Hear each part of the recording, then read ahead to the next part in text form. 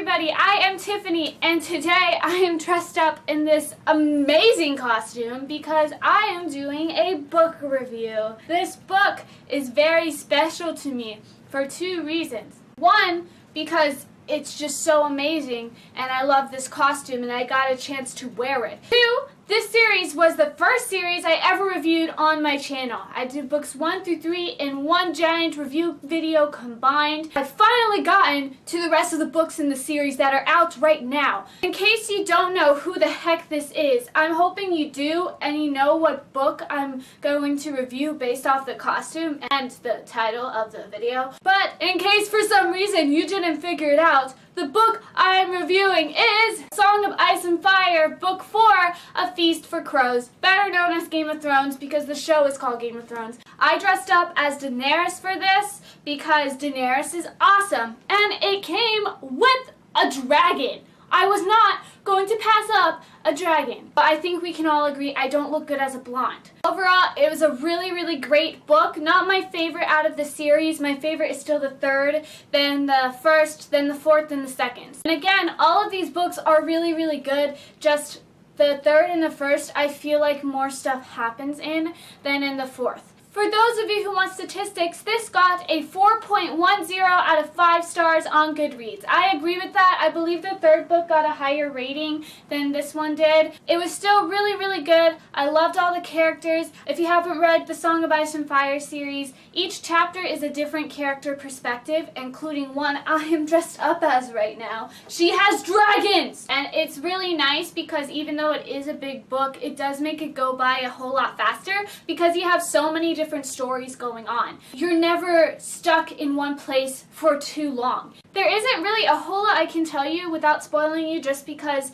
it is the fourth book in a series. I had my first book review on this channel with the first 3 books in this series. And I will always hold that video dear because it was my leap of faith into this, and now my channel is growing and it's all thanks to you guys for watching this. And now I can dress up as Daenerys and do a review on the next 2 books. Let's go! Dragon.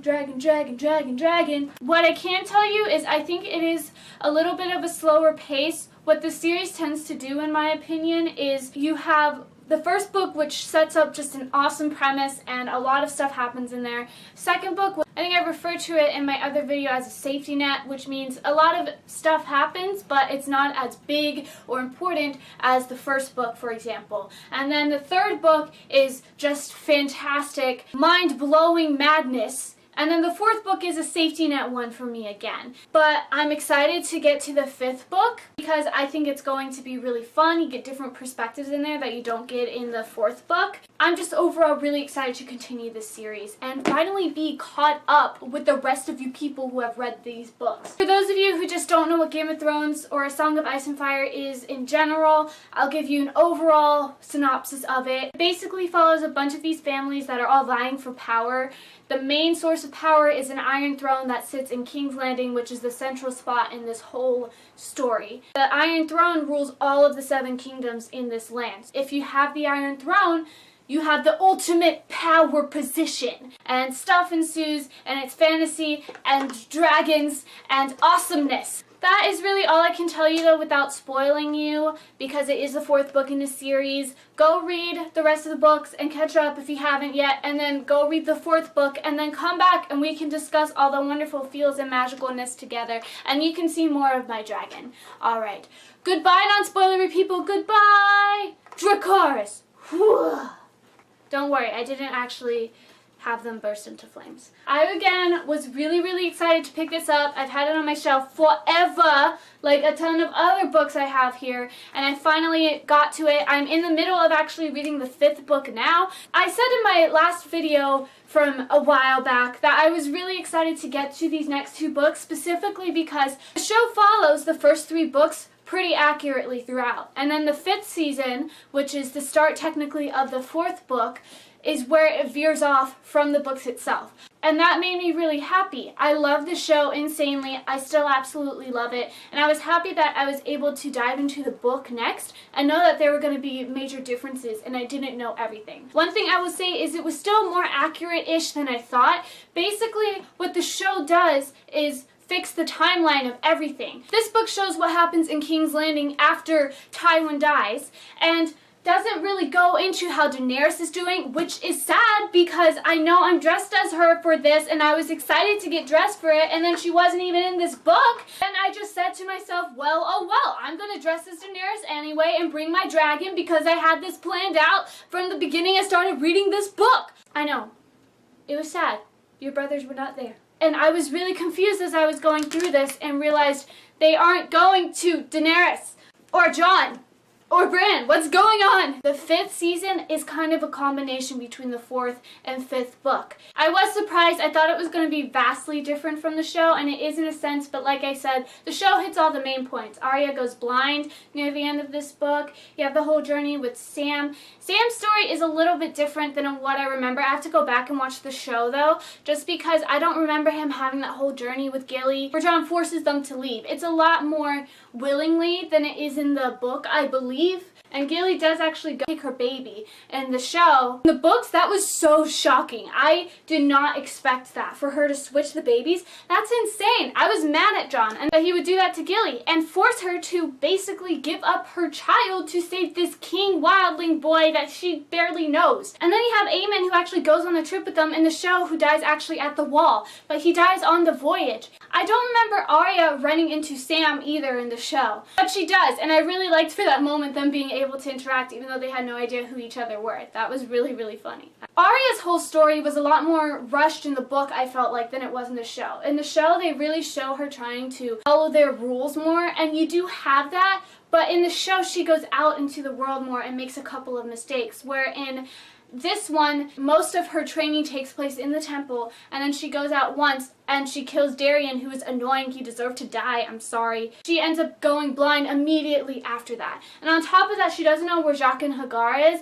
and I believe he's the nice old man in the book, but she doesn't know it's him. Where in the show, you have Jaqen H'ghar, and I love Jaqen H'ghar, so I was really sad in the books they didn't identify him as that, but I believe he's the kindly man wearing a mask. That is my personal theory on the whole situation. There were a couple chapters in there that were people that weren't major at first. When you get introduced to Dorne, you get the guard that protects Dorne Martell. Mainly the Dorne people, because I didn't know them that well. Their chapters would confuse me for a split second before I realized who they were, and trying to remember back if they were in the books beforehand. The only other time it really confused me with chapters was with Sansa. The first chapter that you're introduced to her in, it says Sansa. She has to create and become this whole other person and be Littlefinger's daughter. And then after that, it states her chapters as Elaine. The first time I saw that, I was confused and was trying to search who in the world Elaine was, and then I got it with Sansa, and it made 10 times more sense. It still irritated me on everything that happened with her. I'm waiting for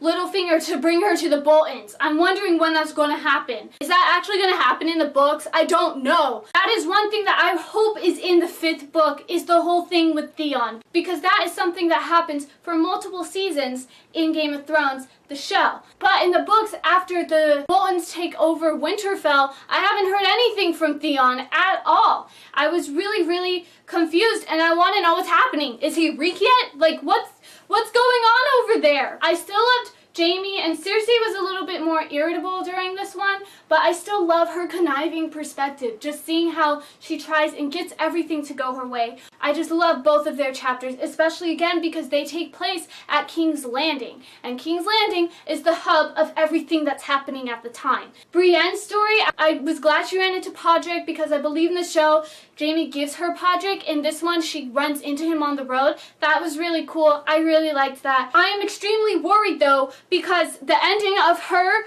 in this book, I'm scared I'm going to find out she's dead. I know this. It's going to play with me for a bit and maybe mention Brienne, but it's not going to say if she's alive or dead or not. There were only 2 perspectives in different areas that I wasn't a huge fan of in this book, and that's what brought it down a little bit for me. One was Dorne, and the other one is with the Iron Islands, just because both of them kind of came out of nowhere for me. The Iron Islands I got a little bit because a lot of stuff did happen in the Iron Islands in the last book. Their whole struggle for finding out who's the king and everything was more understandable. But Dorne, I mean, I knew Oberyn died, and I get that's why they were going there.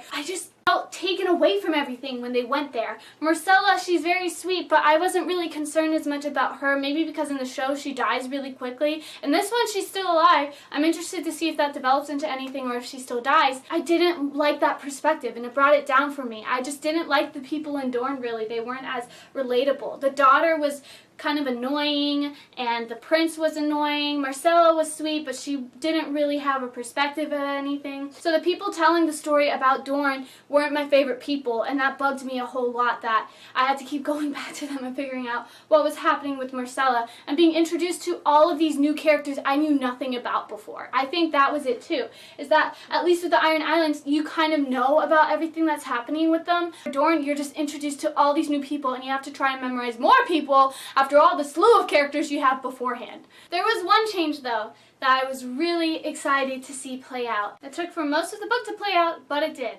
And that is with Lady Stoneheart.